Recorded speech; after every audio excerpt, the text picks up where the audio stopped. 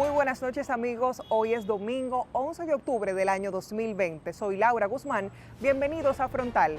Veamos un poco del contenido que tenemos preparado para ustedes en este domingo.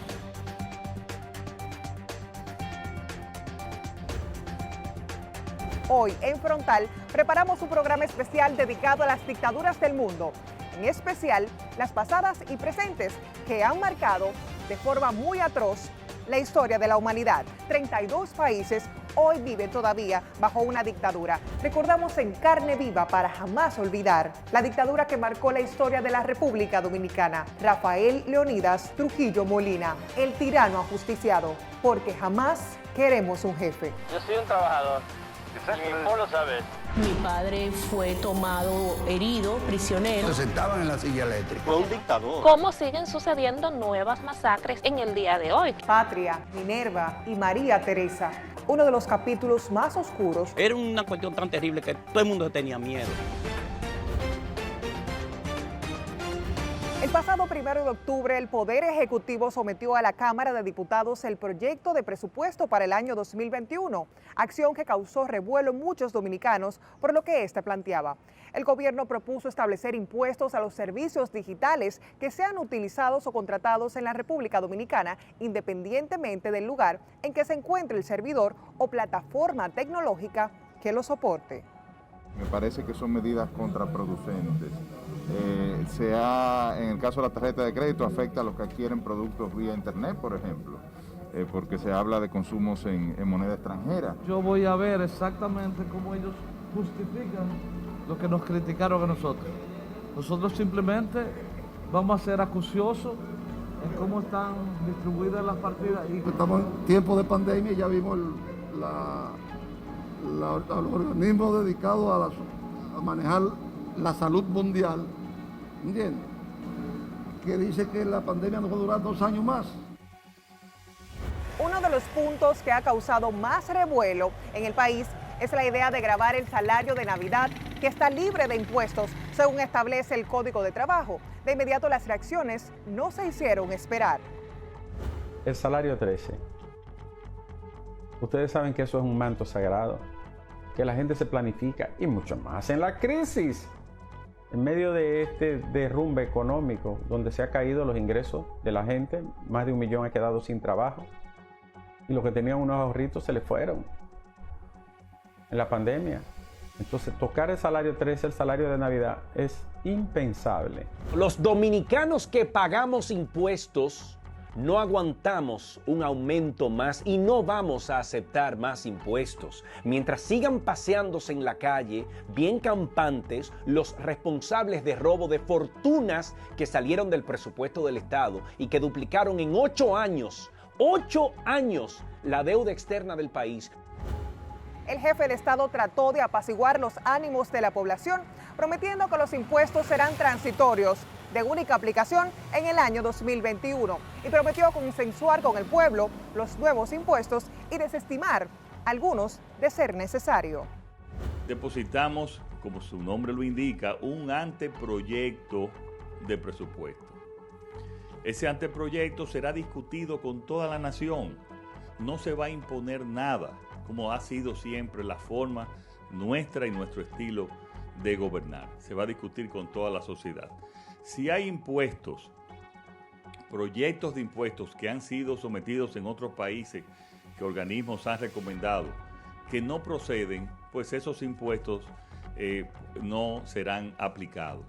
Lo que sí el gobierno está muy preocupado es por mejorar la calidad de la salud de la población dominicana. Lo que se pudo constatar es que el pueblo dominicano está bien despierto y presto para exigir lo que considere justo para la sociedad, y que el gobierno de Luis Abinader está dispuesto también a escuchar los reclamos y dar la cara para hablar.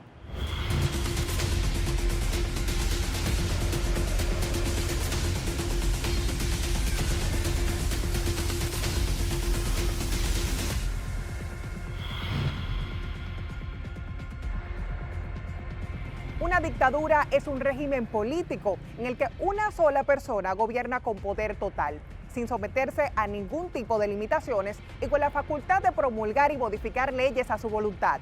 Hoy en Frontal preparamos un programa especial dedicado a las dictaduras del mundo, en especial las pasadas y presentes que han marcado de forma muy atroz la historia de la humanidad. A pesar de que los índices democráticos han avanzado en los últimos 20 años, aún quedan países dominados por dictadores, según la organización intergubernamental Instituto Internacional para la Democracia y Asistencia Electoral, IDEA. 32 países hoy viven todavía bajo una dictadura, 28% de la población mundial, y aquí algunos de los destacados.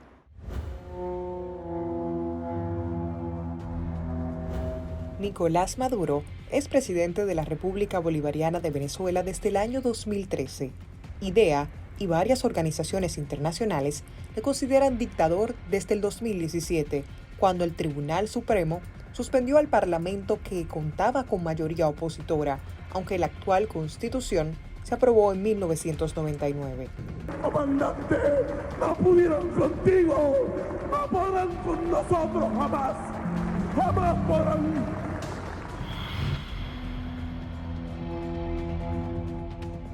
Prayut Chan-o-cha desde el 2014 ocupa el cargo de primer ministro con una monarquía constitucional bajo régimen militar.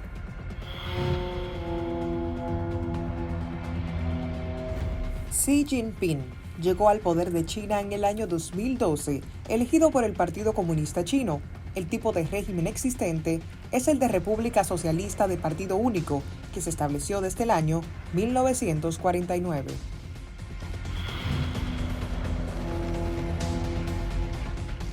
Kim Jong-un llegó al poder designado por su padre y predecesor en el cargo. Kim Jong-il ocupa el título de líder supremo de la República. El tipo de régimen es República Yugé, de partido único, establecido desde el 1948 en ese país.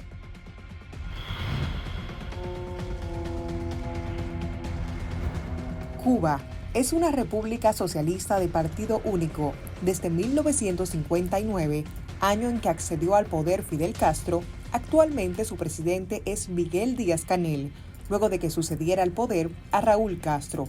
Otro de los países que, según organizaciones internacionales, se encuentran gobernados actualmente por dictaduras son Libia, Egipto, Somalia, Sudán del Sur, Burundi, Qatar, Ruanda, Bielorrusia, Azerbaiyán, Chad, Camboya, Guinea Ecuatorial, Irán, República del Congo, Laos, Emiratos Árabes Unidos, Yemen, Siria, Vietnam y Arabia Saudita.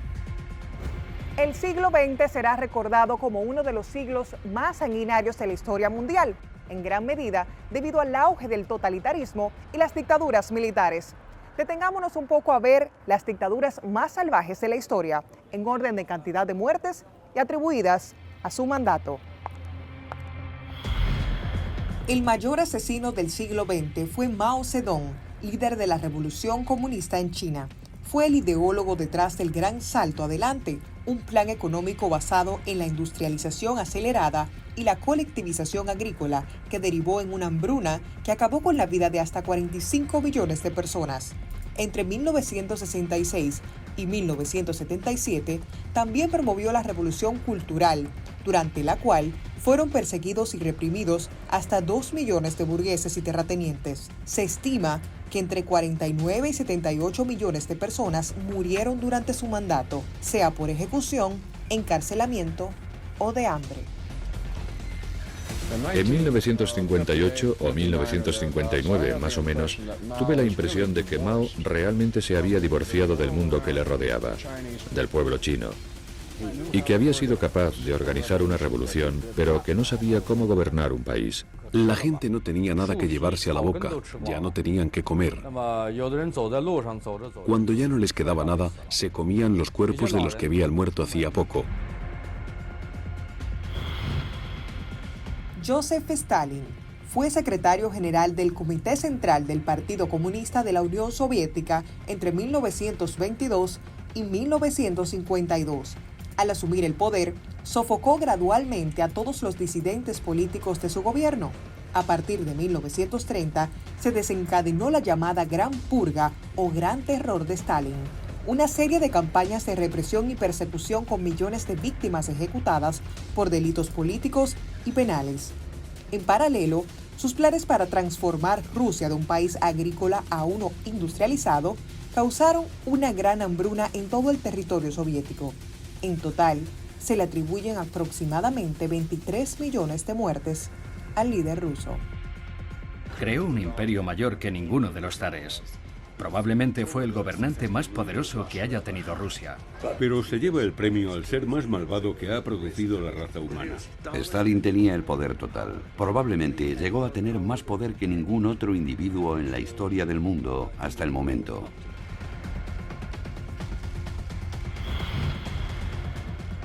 Adolf Hitler es responsable de la muerte de 17 millones de personas, una cifra que se desprende de las bajas en los frentes de batalla durante la Segunda Guerra Mundial, por un lado, y los más de 6 millones de judíos homosexuales y gitanos que fueron exterminados en campos de concentración nazis durante el Holocausto entre 1941 y 1945. Este campo era el campo de exterminio más grande de la Europa ocupada. De hecho, era un gran complejo, tenía 3 campos, Auschwitz, Birkenau y Auschwitz-Monowitz. En este campo era donde se llegó a asesinar más o menos 10.000 personas diarias. Hubo campos de concentración donde fueron asesinados más de 1 millón de personas, como Auschwitz-Birkenau. La escala de los Einsatzgruppen es de más o menos 1,5 millones de personas asesinadas. Y tenemos 7 campos de exterminio en Europa. Hubo muchísimos campos de concentración, algunos hablan de que son casi hasta 40.000 campos de concentración.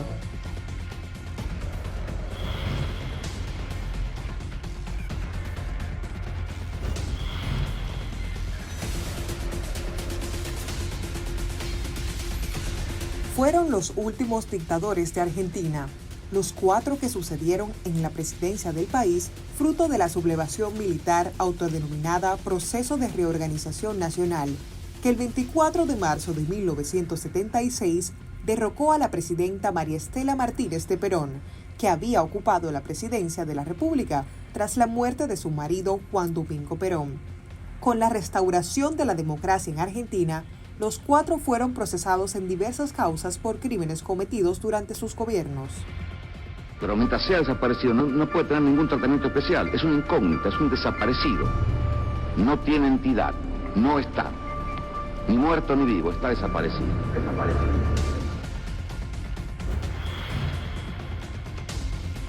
Hugo Banzer instauró una férrea dictadura en Bolivia de 1971 al 1978, en la que se estima que unos 150 presos políticos desaparecieron durante este periodo.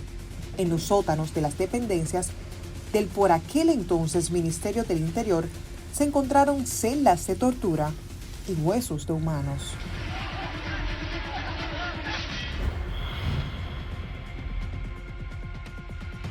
Tras el golpe de Estado que militares brasileños dieron la noche del 31 de marzo de 1964 contra el gobierno del presidente Goulart, se sucedieron en Brasil diversos presidentes dictatoriales de carácter militar que buscaron una cierta legitimación democrática, sobre todo con la promulgación de la Constitución de 1967, autoproclamándose protectores del país ante la deriva procomunista del gobierno de Goulart y tutelando desde las Fuerzas Armadas, el Congreso de Brasil.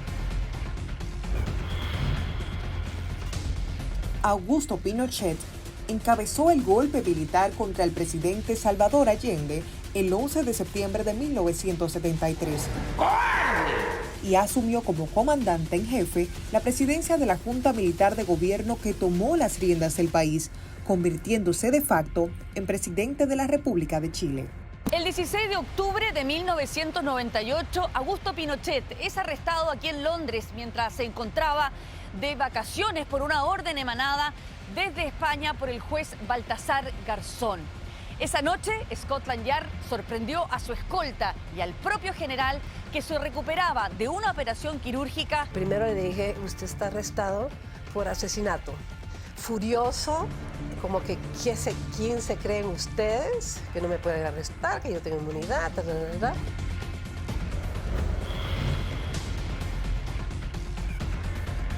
Tiburcio Carías llegó al poder de forma constitucional en 1933, pero a partir de 1936 se mantuvo en él a través de un régimen dictatorial.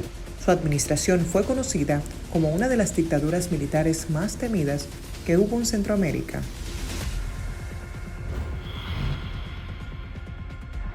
Manuel Antonio Noriega ascendió rápidamente en el escalafón castrense panameño hasta convertirse en 1983 en jefe de la Guardia Nacional y se hizo con el control efectivo del gobierno panameño. Estableció una dictadura que sumió al país en una grave crisis económica, política y social.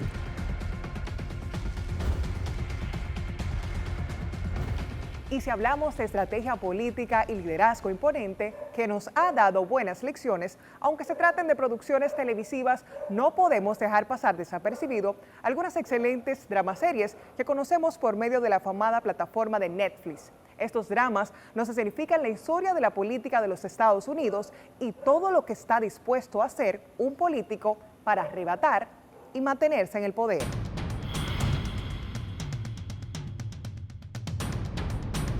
House of Cards es una serie estadounidense de televisión web basada en la novela de Michael Dobbs. La serie comienza con el congresista Frank Underwood mostrando su pragmatismo despiadado. Este mata con sus propias manos a un perro que agoniza, mientras explica a la audiencia cómo hay momentos en que requerimos a alguien para hacer las cosas desagradables que nadie haría. El dolor que solo es sufrimiento. No tengo paciencia para cosas inútiles.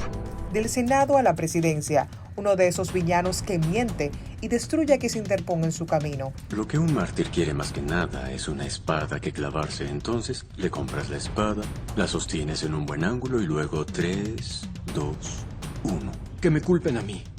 Un hombre vil, pero astuto, lleno de estrategias y talento natural para el liderazgo político. Ese es Frank Underwood, el personaje interpretado por el afamado actor Kevin Spacey. El dinero es la mansión del nuevo rico que empieza a derrumbarse en 10 años. El poder es el edificio de piedra que se sostiene por siglos. No respeto a una persona que no ve la diferencia. Designated Survivor es una serie de televisión dramática estadounidense sobre política. En la noche del discurso del Estado de la Unión, una explosión se cobra las vidas del presidente y todos los miembros del gabinete de los Estados Unidos, excepto la del secretario de Vivienda, Tom Kirkman, quien había sido nombrado como el superviviente designado. Sir, you are now the President of the United States. I, Thomas Adam Kirkman, do solemnly swear that I will faithfully execute the office of President of the United States. So help me God.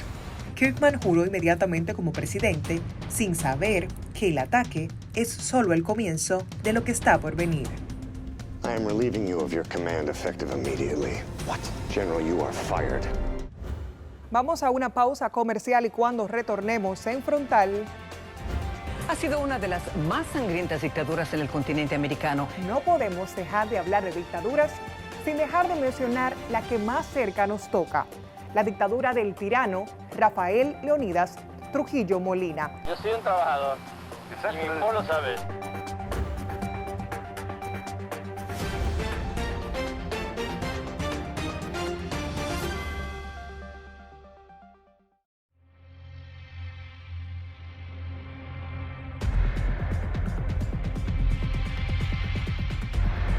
Ha sido una de las más sangrientas dictaduras en el continente americano. Trujillo sufría de un complejo de inferioridad. Mi padre fue tomado herido, prisionero, fue torturado. Fue un dictador. ¿Cómo siguen sucediendo nuevas masacres en el día de hoy? Lo sentaban en la silla eléctrica. El chofer de Trujillo tenía una ametralladora y empezó un intercambio de disparos. Y ya dentro de 25 años yo habré desaparecido.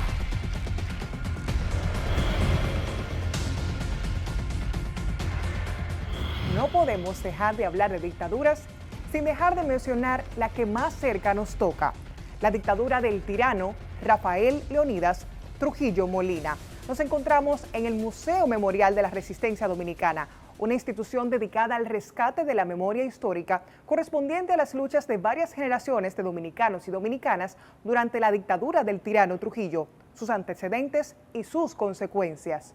Hoy haremos un recorrido histórico por la conocida era de Trujillo, considerada como una de las tiranías más sangrientas de América Latina.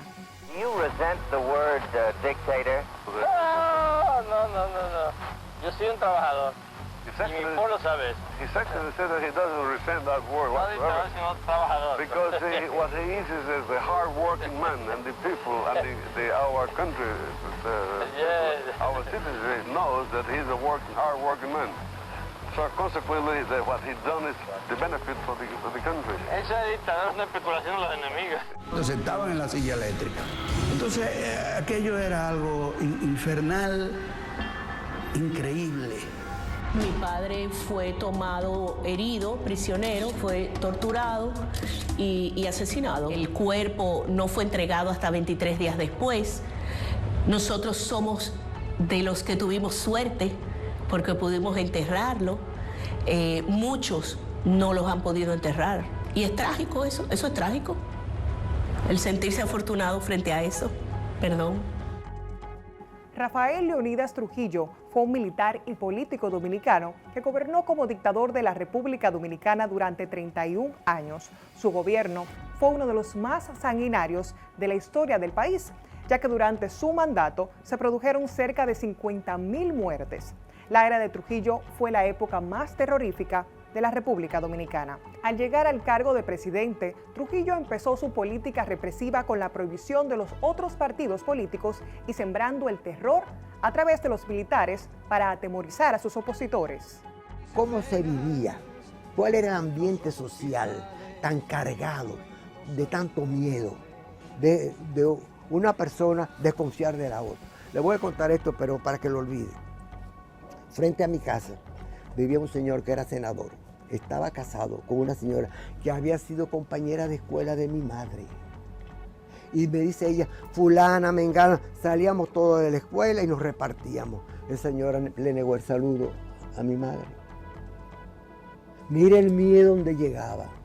Cuando a mí me cogieron preso, yo vivía en la calle Santiago, en Gascue, los vecinos se sentaron de espalda. La situación en la época de Trujillo era que si a ti te ofrecían un cargo, tú no podías rechazar, porque si tú lo rechazabas, ya tú estabas señalado como enemigo del régimen. Decirle que no a Trujillo era decir yo soy enemigo del régimen. Entonces ya te cortaban todo.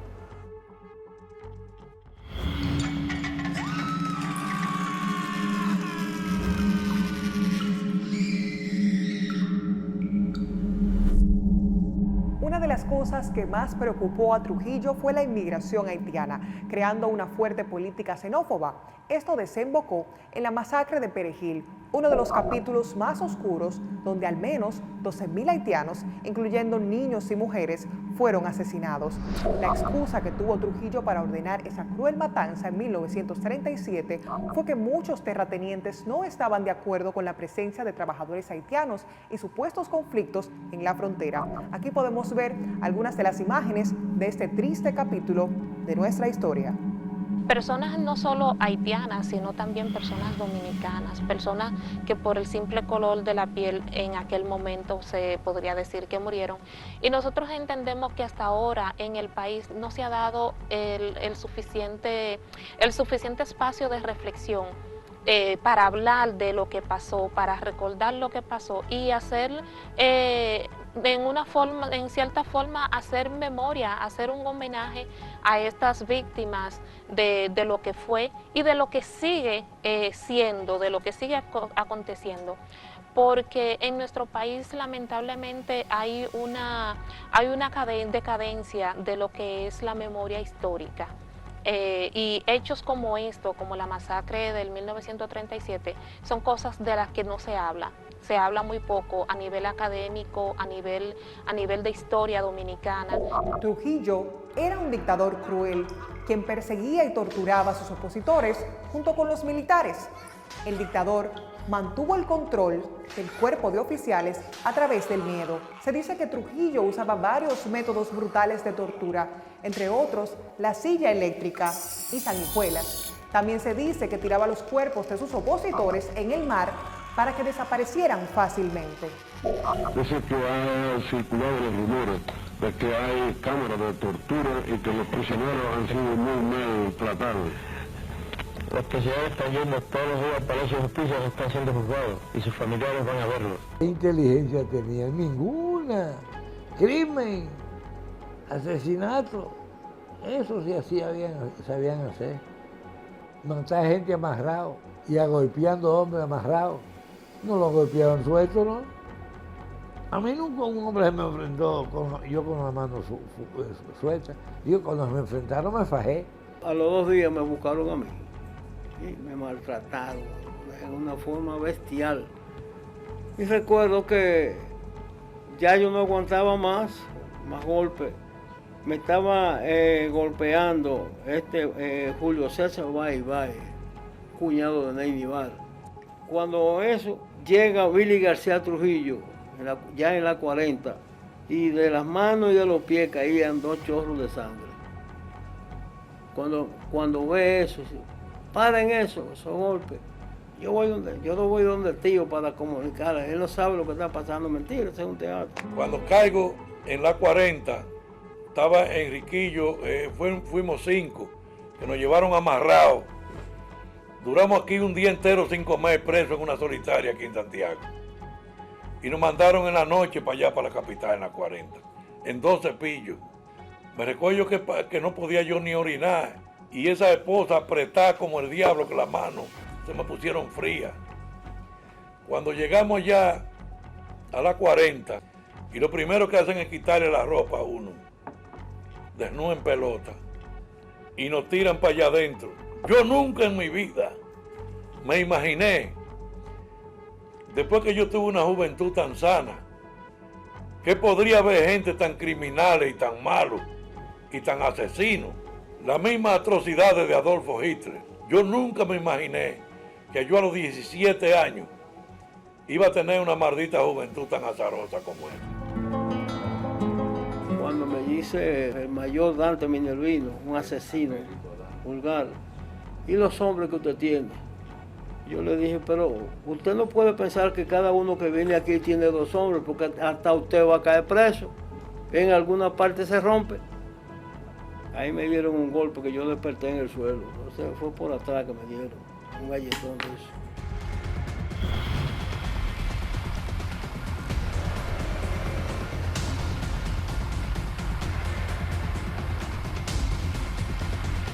Aquí se exhibe una interesante colección de fotografías y documentos de la época. La prosperidad, la economía del país era uno de los mitos que existían, y es que la mayoría de la población carecía de los elementos básicos y necesarios para vivir una vida digna. La robustez de la economía, el buen funcionamiento de la justicia y las Fuerzas Armadas son mitos que aún se repiten hoy en día, pero que eran totalmente falsos. Incluso algunos dominicanos proclaman que la República Dominicana les hace falta otro Trujillo, sin conocer bien las luchas que tuvimos que librar en el país del macabro régimen.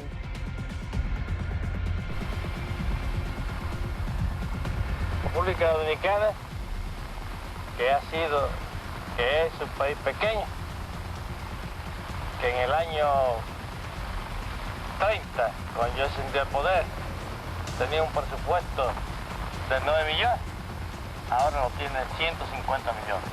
Y tal vez 200 millones. Era la situación, ¿cómo te vamos a decir? Cómo vivía uno el miedo, la pobreza, la miseria que uno padecía, tú sabes. Entonces, todo eso uno lo hablaba, pero lo hablaba discretamente con gente más o menos que uno, tú sabes, le tenía confianza, porque a veces en ese régimen hasta los hijos chivateaban a los padres, tú sabes, porque era una cuestión tan terrible que todo el mundo tenía miedo. Todo el mundo tenía miedo. Una cosa demasiado rigurosa ese régimen. Porque yo no me rindo. Todo lo que está mal son una razón para oponer resistencia, para no perder la voluntad. Patria, Minerva y María Teresa. El 25 de noviembre de 1960, los cuerpos de las 3 hermanas Mirabal se encontraron en un fondo de un acantilado. El dictador dominicano dio la orden de acabar con ellas en uno de los más recordados asesinatos que trascendió fronteras y que dio origen al Día Mundial de la No Violencia contra la Mujer. Aquel fatídico acontecimiento contribuyó a despertar la conciencia entre la población, que culminó 6 meses después con el asesinato del caudillo.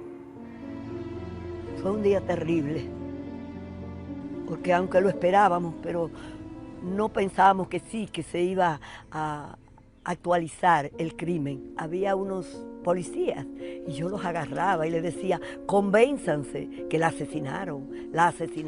No que fue un accidente, porque decían era un accidente. Yo siempre he dicho, y la veo en esta dimensión, abonaron la tierra con su sangre para que desapareciera la figura de Trujillo, que ya había una conspiración. Las hermanas Mirabal son 3 mujeres que fueron víctimas de un asesinato por defender una creencia y además por impulsar la efectividad, la realización de esas creencias en los valores de la libertad y la democracia.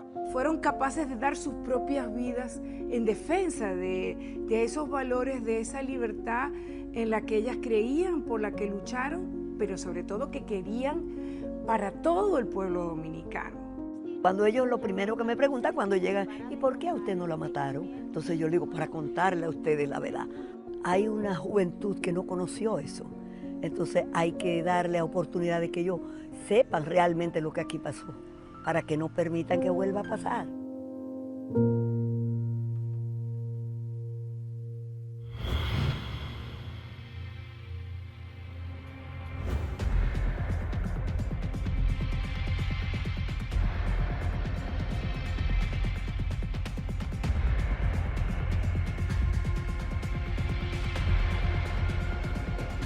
Ponerle fin a la dictadura de Rafael Leónidas Trujillo llevó a cientos de hombres a formar el movimiento 14 de junio, que fue el inicio del fin para acabar con el tirano. Un total de 198 hombres murieron aquel día del 1959 y con ellos quedaron de igual manera familias destrozadas que lucharon incansablemente para restaurar la democracia en el país. El movimiento de resistencia liderado por Manolo Tavares Justo se dedicó a luchar en contra de la dictadura de Trujillo. Todo el mundo conoció a un catorcista preso, o un catorcista involucrado, o un catorcista que lo mataron, o un catorcista que lo perseguían. El movimiento estremeció, ese movimiento que despertó a consecuencia de la llegada de los héroes del 14 de junio. La cantidad de personas que en nuestra sociedad han muerto en luchas y que han entendido de que esa muerte ha dejado mensajes de vida para los que vienen en las próximas luchas. Entonces eso nos indica a nosotros que eso fortalece subjetivamente a la gente. Había mucha conciencia social. Son lindísimas, hermosísimas la historia de muchos de ellos, que supieron perseverar con esa conciencia. Entonces nosotros tenemos ahí otro foco de convencimiento, de reafirmación de que esta causa es justa. Tras 31 años de dictadura y luego del fracaso de la invasión Constanza, Maimón y Estero Hondo, el 14 de junio de 1959, la matanza de nacionales haitianos en 1937 y el asesinato de las hermanas Mirabal, un grupo de hombres se dio la tarea de poner fin a la vida del tirano, por lo que el 30 de mayo de 1961, el dictador fue emboscado y muerto en la avenida George Washington cuando se dirigía a San Cristóbal.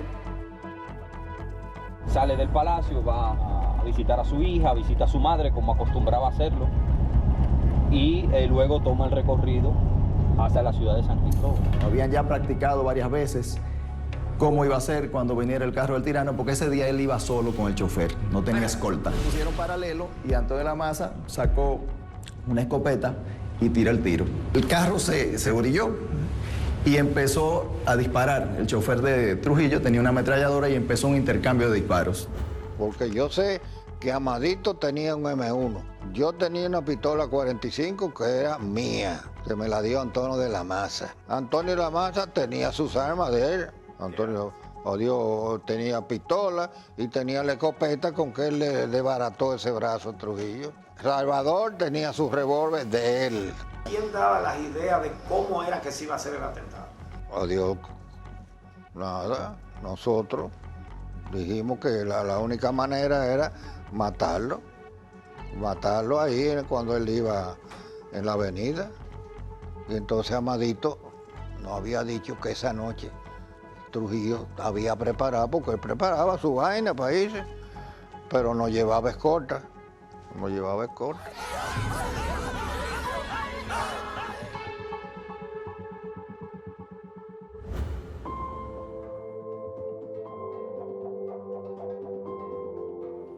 Bien dice el dicho que los pueblos que no conocen su historia están condenados a repetirla. Y es por esto que es importante para nosotros en Frontal recordar estos hechos tan sangrientos y episodios de nuestra historia dominicana y que nunca queden en el olvido. Que a 59 años de la muerte de Trujillo, sigamos recordando el daño irreparable que hizo a miles de familias dominicanas que fueron víctimas de sus atrocidades, pero que también recordemos la gesta valiosa de cientos de hombres que lucharon y dieron su vida por la democracia de nuestro país.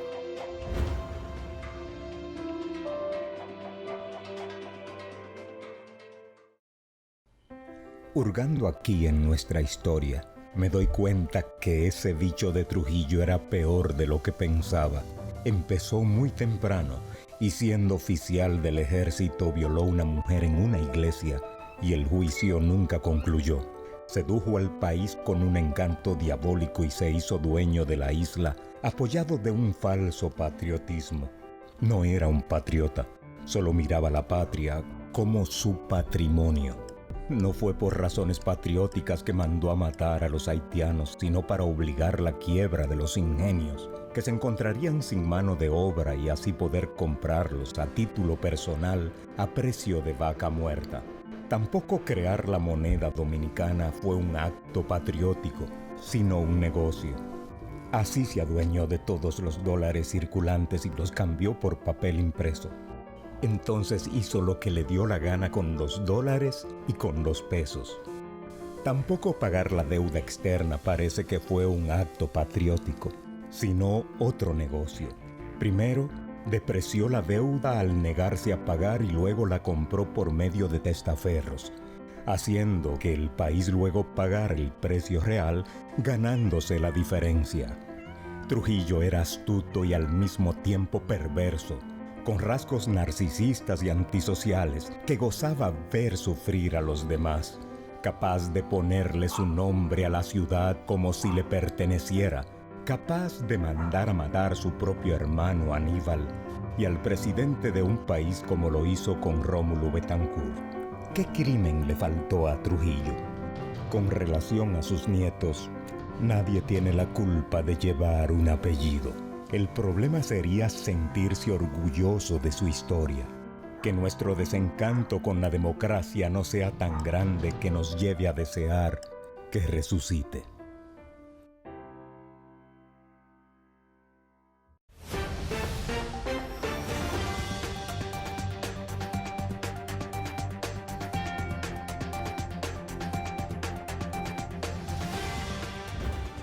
Y nos encontramos con nuestra querida Carmen Forastieri, en nuestro segmento La Mente. Gracias por estar con nosotros, como cada vez, 2 veces al mes en Frontal. Muchísimas gracias, Laura. Yo encantada cada vez que vengo por aquí. Me encanta este segmento y me encanta compartir contigo y con toda tu audiencia. Y yo creo que la gente también siempre está pendiente de este segmento La Mente. El día de hoy vamos a hablar acerca de salud mental, en conmemoración del Día Internacional de la Salud Mental que se celebró el día de ayer. Así que cuéntanos qué nos tienes para el día de hoy. Así mismo es, Laura. El día de ayer celebramos el Día Mundial de la Salud Mental y estamos todo este mes hablando de la importancia de la salud mental. Y mira, voy a definirte lo que es salud mental. La salud mental es un componente que viene dentro de lo que es la salud. La Organización Mundial de la Salud define que la salud es una combinación o un estado de bienestar en la parte física, mental y social. Entonces, afecta también esto muchas partes de nuestra vida. Si tenemos alguna afección a nivel de salud mental, esto afecta a nuestras emociones, nuestro comportamiento, la manera en cómo percibimos las cosas y nuestra conducta. Puede venir todo esto asociado de diferentes factores, pero es muy común las enfermedades a nivel mental, los trastornos o afecciones. Con decirte que en Estados Unidos, un 50% de la población en algún punto de su vida va a ser diagnosticada con algún trastorno a nivel de salud mental. Existen muchos tratamientos muy efectivos, muchísimos tipos de terapia, psicofármacos, medicación en sí. O sea que la salud mental es un tema del que debiéramos hablar abiertamente, a pesar de que tanto en nuestro país como también a nivel mundial es un poco delicado, incluso hay muchos tabúes acerca de la salud mental. Si yo te digo que durante mis prácticas en el hospital psiquiátrico de aquí de Licey, óyeme, yo vi pacientes que los familiares los tenían amarrados y los llevaban allá que no sabían ni siquiera hablar. Y quizás lo que esos pacientes tenían era una esquizofrenia de tipo esquizoide, un trastorno de bipolaridad, que con una medicación correcta, en 2 semanas tú tienes a un paciente que tú ni te imaginas que tiene alguna afección a nivel de salud mental. Carmen, ¿cómo podemos promover que este tema pueda ser más conversado, la prevención del mismo? Todos los seres humanos promovemos proteger y cuidar de nuestra salud integral, que es ejercicio, que alimentación, especialistas de cada una de las áreas de la salud competentes, pero salud mental como que ciertamente bien descuidado. Sí, y si tú supieras que existen, Laura, muchísimos factores que influyen en lo que es nuestra salud mental. Promoverlo, ya sea con campañas, mira que el CODOPSI a nivel nacional como regional está promoviendo lo que es la salud mental vía las redes sociales, vía núcleos comunitarios que está creando para dar a conocer, incentivar a charlas, pero es importante saber también que hay muchos factores que intervienen. Por ejemplo, existen 3 factores principales, que son los factores biológicos. Estos factores vienen con la parte de los genes, eso que traemos de nuestros familiares, que está en el árbol genealógico, y también la parte química en el cerebro, esas sustancias que a veces se consumen, sustancias ilícitas, que afectan directamente la química del cerebro. Esto también puede traer afecciones a nivel de salud mental. También las circunstancias que nos pueden pasar en la vida cotidiana, un abuso, un trauma. Esto puede desarrollar una afección a nivel mental, un estrés postraumático, algún trauma en sí. Y también la parte del estilo de vida poco saludable. Tú sabes que decimos, sí, es bueno tener una vida saludable, caminar, hacer ejercicio, pero están los 2 extremos. Hay algo que se llama también la vigorexia, que lo podemos hablar en un programa más adelante. Tú sabes que la gente quiere estar siempre fitness, quiere estar siempre cuidándose, pero cuando ya esto se vuelve una obsesión a comer siempre saludable, a querer estar con el cuerpo súper definido y solamente pienso en eso, me limito de comer algo o salir incluso con los amigos para evitar comidas que no sean saludables y me obsesiono mucho con el cuerpo, puede desarrollar también una vigorexia en sí. Y les traje, a todos los que nos están escuchando, les traje también algunas señales importantes, Laura, para tomarlas de alerta o referencia a nivel de saber si podemos tener una afección a nivel de salud mental o si hay algo que nos debe motivar a ir a un psicólogo. Por ejemplo, los cambios alimenticios. Cuando tú empiezas a comer un poco más o a comer un poco menos, cuando hay un cambio en el sueño también, cuando tú duermes más, duermes menos o simplemente no duermes, puedes tener incluso un trastorno del sueño, dolores y molestias inexplicables en el cuerpo. Tú sabes que a nivel de salud mental somatizamos, o sea que nuestro cuerpo expresa las emociones que nos guardamos. El sentirnos olvidadizo, se te olvidan mucho las cosas, no te acuerdas de algo que te dijeron, el tú tener cambios severos de humor, o sea, ahora mismo estoy feliz, pero sin explicación, en 2 días estoy súper triste, cambios severos así. Y estar frecuentemente también enojado, cuando hay pensamientos que no lo puedo sacar de mi mente, un pensamiento como obsesivo, de siempre pensar y pensar y pensar lo mismo y no lo puedo detener, pensar en lastimarme yo o lastimar a alguien más. Son algunas señales que es bueno tener pendiente y evaluar si está ocurriendo y así poder entonces buscar la ayuda profesional si es necesaria. Muy bien, Carmen. Y hablemos un poquito también de salud mental a nivel laboral. Sabemos que actualmente procesos de mucho estrés, sobre todo con este tema de trabajar remoto, una parte en presencial y otra parte en casa.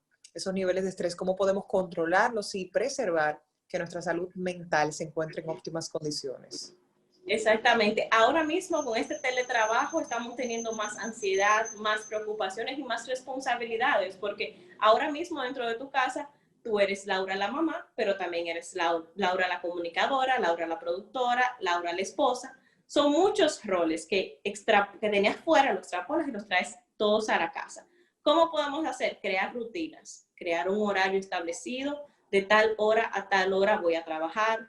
Así como es importante tú llegar puntual a tu trabajo, es importante tú salir puntual de tu trabajo, porque eso es salud mental, es tu tiempo. Para poder dedicar mi tiempo. Yo estoy totalmente de acuerdo y motivo siempre a cada profesional en diversas áreas a que pueda rendir su 100%, dar su milla extra, pero también el hecho de que ya cuando es su hora de descanso hay que respetar eso, porque nuestro cuerpo necesita desconectarse y el celular ya apagarse y nuestro cuerpo descansar, porque eso es parte también de esa salud mental e integral. Así mismo es, porque si no puedes llegar a tener un burnout o el síndrome del quemado, que es cuando ya tú estás sumamente agotado del trabajo diario y tu rendimiento cae de manera estrepitosa, cae sumamente, donde tú ya no estás dando la milla extra, como tú decías, cuando ya te sientes estresado, te molesta el trabajo y quizás te gusta y te apasiona, pero al estar tan sobrecargado de trabajo, dejaste que como que te quemaras, decimos aquí, como el síndrome del quemado, como que te quemaras y ya no das el mismo rendimiento que anteriormente tú dabas. Entonces recapitulemos, Carmen, los tips para poder mantener una buena salud mental. Bueno, algunos tips para tener una buena salud mental son salir a caminar con tus familiares, que ahí combinas el ejercicio físico con pasar tiempo con tus familias. Caminar o hacer... Carmen, y perdón que te haga esta interrupción, pero ahora la gente con el tema del COVID tiene mucho miedo, pero yo considero que si la gente sale con su mascarilla y va al parque más cercano y mantiene un distanciamiento, puede hacerlo, porque es que si la gente sigue trancada en la casa, yo sigo insistiendo de que el problema de salud mental va a ser mayor.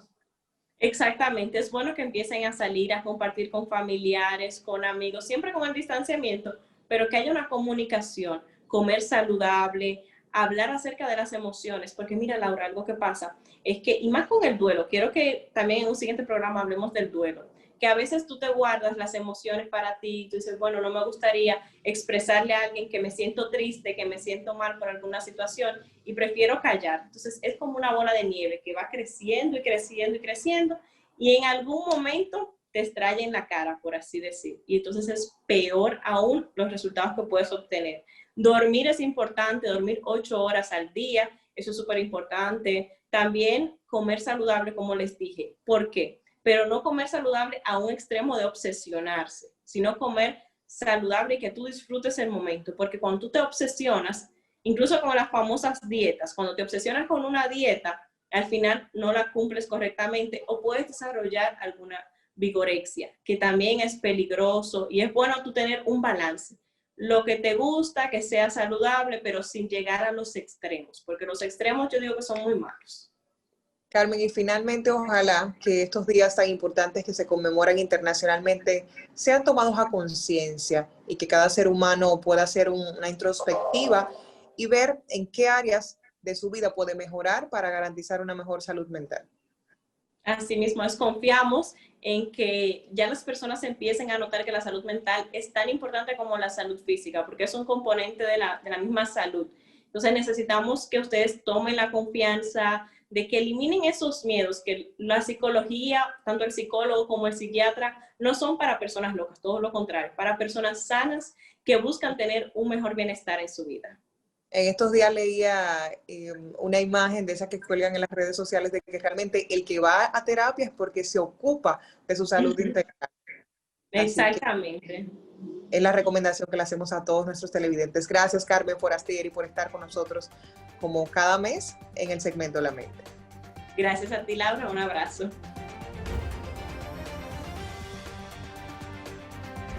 Para los comunicadores dominicanos es de vital importancia llevar un contenido histórico que pueda refrescar cada uno de los acontecimientos ocasionados en nuestro país y jamás volver a repetirlos. Soy Laura Guzmán, gracias por estar con nosotros en esta especial entrega de Frontal. Recuerden seguirnos en nuestro canal de YouTube y en todas nuestras plataformas de redes sociales, @frontal con LG. Hasta el próximo domingo.